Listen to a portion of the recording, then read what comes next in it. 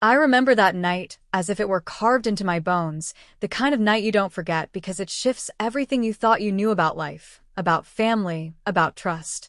My name is Emily Carter. I was 21 years old, and I had just finished a long shift at the cafe near the university. The streets of our small town in Ohio were unusually quiet, wrapped in the kind of stillness that only comes with the beginning of autumn. The leaves had started to fall, littering the sidewalks with fiery shades of orange and red, and the air smelled faintly of rain that had passed earlier that evening. I was tired, exhausted really, but more than that, I was in a daze. The truth was, the weight of something I couldn't quite name pressed against me that night. It wasn't just physical exhaustion. My mind kept spiraling back to my life, to the changes I had been trying to process. My mother had passed away just a year earlier after a long battle with cancer, and since then my father, David Carter, had tried his best to keep the family afloat. He was a quiet man, someone who had always worked with his hands, running his own small construction company in town. He wasn't perfect, but he was steady, the kind of person you could depend on. At least, that was what I thought. Walking up the cracked sidewalk that led to our two-story house, I noticed something different. The porch light was on, but the curtains in the living room window were drawn. That was unusual. Dad always kept them open unless he wanted privacy. I tried not to think much of it and chalked it up to him, maybe being tired. He had been working long hours lately, taking on extra jobs to cover bills. But the moment I stepped through the door, I felt it. That strange, gut-pulling sensation that something wasn't right. The house smelled faintly of perfume, not the lavender scent my mother used to wear, but something heavier, floral and unfamiliar. The sound of hushed voices drifted from the living room. I froze. Part of me wanted to turn around, pretend I hadn't come home yet. But my feet carried me forward, almost against my will. My heart pounded so loudly, I thought for sure they would hear me coming. When I reached the living room, I saw him, my dad, sitting too close on the couch with a woman I had never seen before. She was laughing softly, her hand resting on his knee, and he wasn't pulling away. It felt like the floor beneath me shifted. For a moment, I couldn't breathe.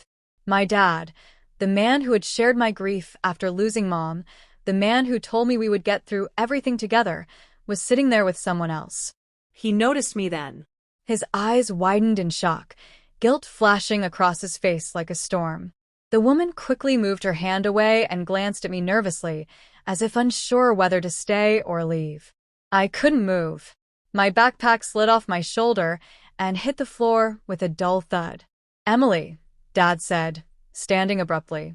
His voice was low, almost pleading. This isn't what it looks like." But of course, it was exactly what it looked like. I didn't yell.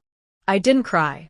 I just stood there, numb, my mind struggling to make sense of the betrayal. After everything we had been through, after losing Mom, after nights of crying in each other's arms, how could he move on so quickly? And worse, how could he keep it hidden from me? The woman excused herself, grabbing her purse and leaving the house without looking back.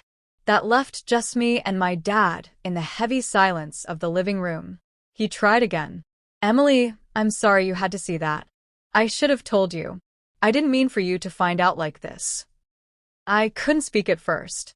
My throat was tight, my hands trembling. Finally, I managed to whisper, "How long?" He hesitated.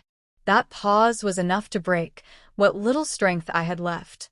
"Dad," I said, louder this time, my voice cracking. "How long?" He rubbed a hand over his face, looking suddenly older, more tired than I had ever seen him. "A few months. After your mom passed, I was lonely. I didn't know how to cope. She's someone I met through work. I didn't plan for it to happen, but it did." The words sliced through me. Months. He had been seeing her for months, while I was still struggling just to get out of bed some mornings, still aching from the loss of my mother. I felt betrayed, not just as his daughter, but as someone who had trusted him completely.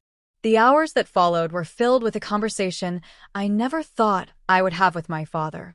He tried to explain himself, to make me understand that grief looks different for everyone, that he didn't mean to hurt me, that he had simply been trying to survive. But all I could think was how unfair it felt, how selfish it seemed, that he could move forward while I was still drowning. I went upstairs to my room eventually, shutting the door and collapsing onto my bed. I cried then, silent tears soaking into my pillow. I thought about Mom, about how she would have felt if she had seen him with another woman so soon after she was gone.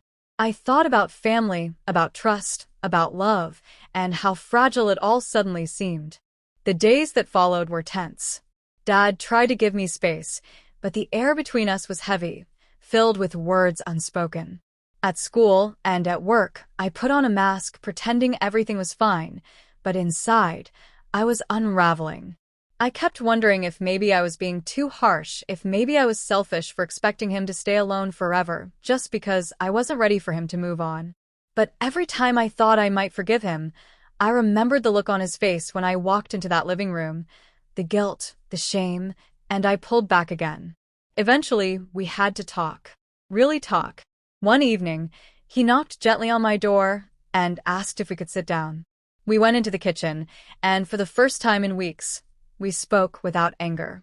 "Emily," he said softly, "I know I hurt you, and I know you're not ready to see me with someone else. But I need you to understand that I will always love your mother. Always. Nothing changes that. But I can't live in that pain forever. I need companionship, someone to talk to. It doesn't mean I've forgotten her. It just means I'm human." His words didn't magically fix everything, but something inside me shifted. For the first time, I saw him not just as my dad, but as a man, a person who was also struggling to navigate grief and loneliness. It took time, months even, for me to accept it. For me to stop feeling like his relationship was a betrayal of my mom. But slowly, I learned to separate my grief from his. Slowly, I learned that love doesn't end when someone dies, but it also doesn't mean you can't love again. That night when I came home in a daze changed me. It broke something in me, but it also opened my eyes.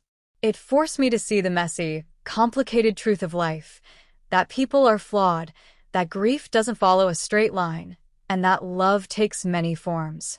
I won't say it was easy, and I won't say everything was magically fixed, but with time, I forgave him. And in forgiving him, I also found a way to start healing myself. Because sometimes, the hardest thing isn't discovering the truth, it's learning how to live with it.